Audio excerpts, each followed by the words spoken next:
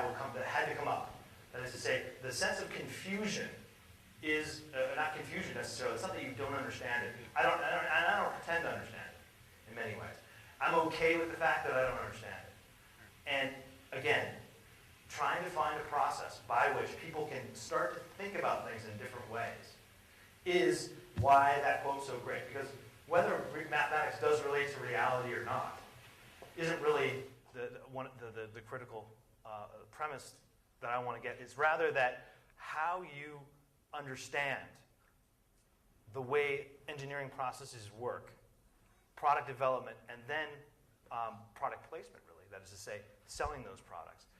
Getting a clear idea, understanding how social change and change in general relates to innovation and then reality, is, I think, what Einstein was trying to do. It's actually parallel to the Boscho quote. That is to say, think about things in a way that is not the same way that people think about them.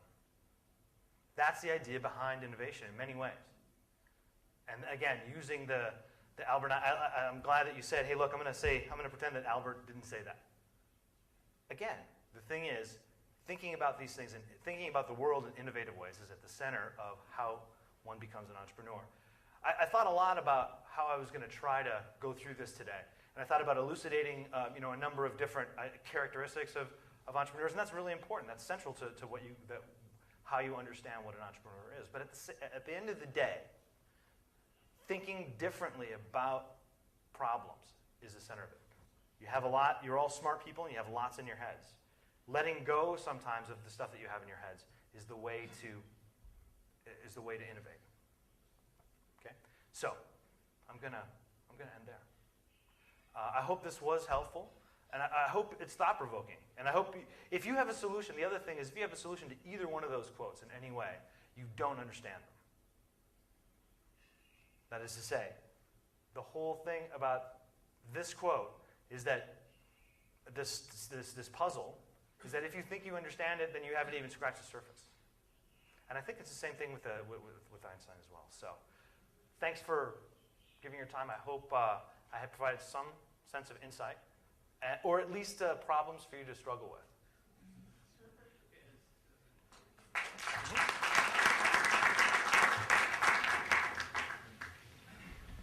Any more questions? Or, yeah. Sure, please, of course.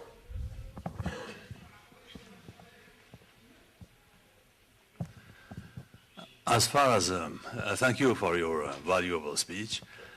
As far as I could guess and I could have understood during my not so long but enough long life of work, professional work, I didn't agree that mathematics are not reality.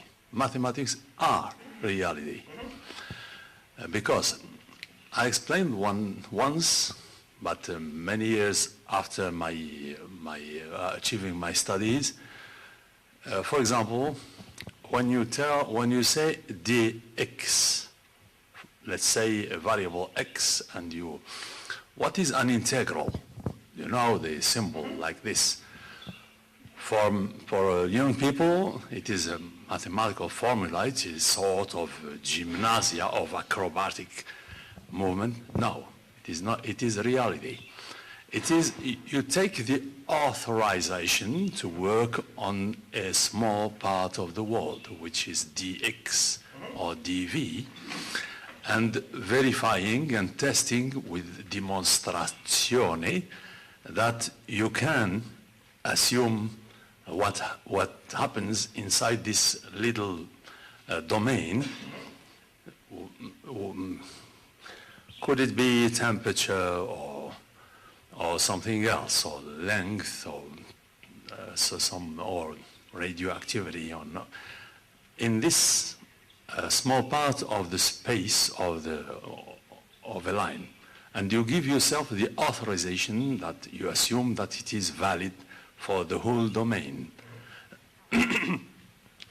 That leads me to tell that there is not, let's say, fundamental research and applied research. I do not agree.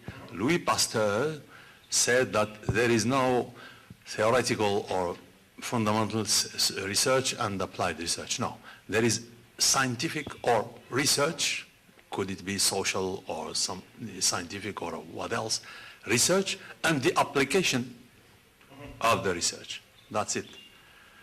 And as far as you can deal with this, let's say, acrobatic way of dealing with knowledge, you can do something.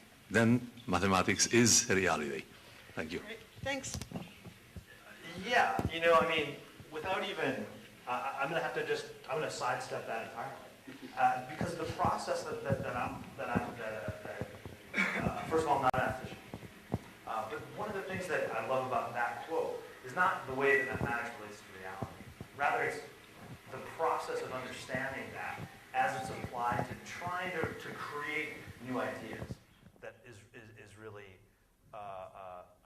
innovative to me in that quote. That is to say, whether the relationship between mathematics and reality, I'm not at liberty to discuss. However, changing the way that people think about the world is the core of the entrepreneurial spirit. Again, and the relationship to the Einstein quote is really just, again, provoking that change. Because as we get sucked into thinking about things in the same way over and over again, it just limits our ability to innovate. That's my idea. So one more here. Thank you, sir, for your interesting presentation. And I will go directly to the goal. The first part is change. So, as you have said, at the end of the journey, we have to look at the problems that we had, and we have to think differently. So, is there how to say? Is there any manners to this thinking differently? How to do it? This is the problem. That is exactly the problem. I couldn't agree with you more. That's it. How do you get people to think creatively and think differently? And again, even have the impetus to innovate. And again, one of the thoughts I had is how do you provoke that? And reading through my reading and through my working life, it's coming across things that don't make sense and focusing on those. Not things that are crazy, but things that, wow, geez, okay, so those pieces don't quite fit together. For example, one of the main ideas behind MDs and behind the program that Rick and I have worked on together is the basic fact that there's very little opportunity for Moroccans and Americans, specifically engineers, to actually interact and work together to solve particular problems. In this case, it's water resource management. So I knew that was an issue, and because we work in a lot of types of exchange programs. And one of the things is that oftentimes engineers have a tendency, not all the times, but to kind of focus on very, very concrete problems that are solvable. The problem that we're approaching here is not solvable. How do you get Moroccans and Americans to understand each other better? How do you even put that question together?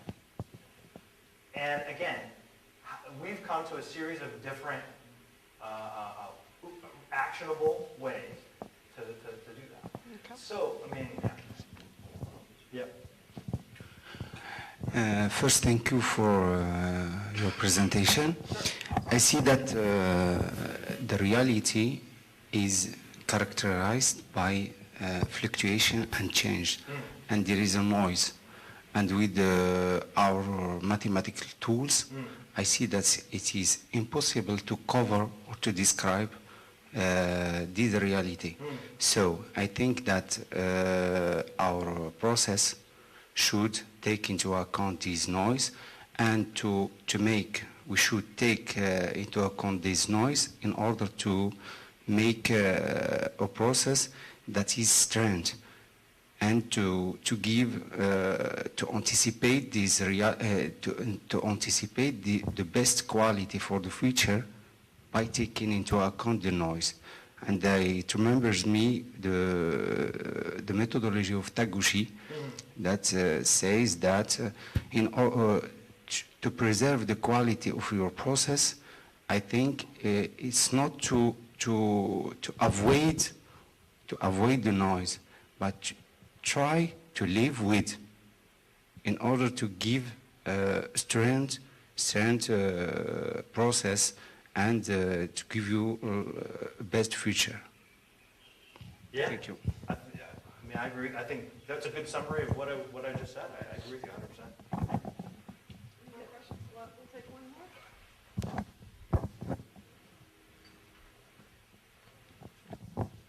more. First of all, I would like to thank you for your presentation.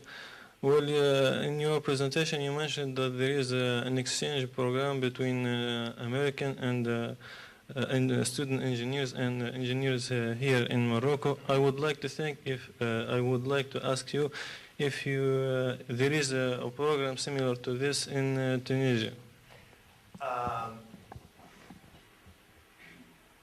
don't know. Here's the thing, and this is the one of the ways to approach this is, and one of the things that I kind of want to end on really is that should definitely start. The more that we have, and the more that you all have, direct exchange with other people thinking about things in a different way, the more ideas will begin to cross fertilize, if you will. That is to say, the more exchange that you do have with folks outside, the better it's going to be. And I'm happy to be a point of contact to start that going, perhaps with the MD's office in Tunisia and with Penn State or other institutions. The more that we can do these kind of things, the more we can collaborate across cultures. Again, the more the ideas will start to flow. Great. Okay, one more. Okay, first I thank you for your presentation, and I was hesitating to ask this question because there's a point that I didn't get, perhaps because of my weak English. It's the relationship between innovation and the quotes that you used, the quote of Basho. If you have the stuff, I didn't understand it well. Good. The Basho quote is, again, something that I use on a regular basis to get myself to think about things in a different way. That is to say, the more you start to think about that quote, the more depth it has. And what it helps me do, and the reason I put it up there, is that I hope you have to chew on it now too. In some ways you get that quote in you and you can't let it go. But it helps me focus. That is to say, think through it and the contradictions in it and compliments in it. Help me think about things and focus on that and those basic contradictions. And that allows a space to kind of think about other things as well. It's difficult you have to play with the ideas in there. So is there a direct line between the two? No, but the issue is innovation arises out of nothing. But usually somebody has to give you something for that to start. Okay, I think we need to thank Joe again. We kept him long.